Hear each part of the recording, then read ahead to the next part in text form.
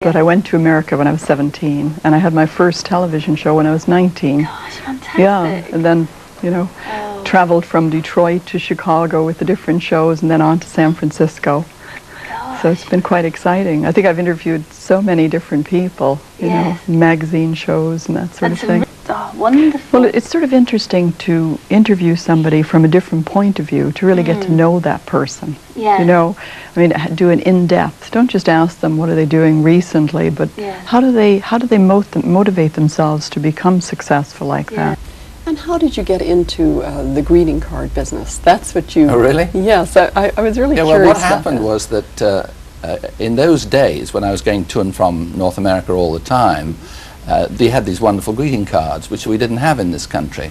And people would say, please bring me some greeting cards back, and I'd do it.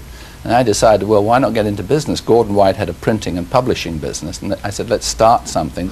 What is really interesting to me is you're sort of called the man with the golden touch. And yes, you are. Well, yes. I know that. I think what people really mean about you is you can take a company that's really not doing well and literally turn it around. How do you do that?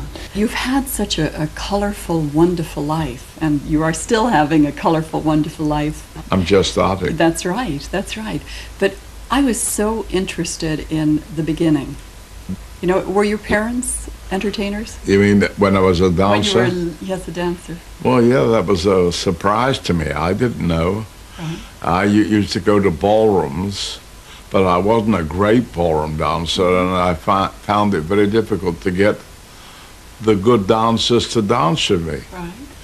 But when I suddenly discovered that I could do the Charleston, all the girls clamored to dance with me, and it was very easy. For the first time in the UK, Pepsi present the most astounding and incredible motion picture experience the world has ever seen. An experience so real, so involving, so dynamic, so large, that you don't just view it, you become it. Prepare to immerse your senses through a journey of extraordinary images and sound.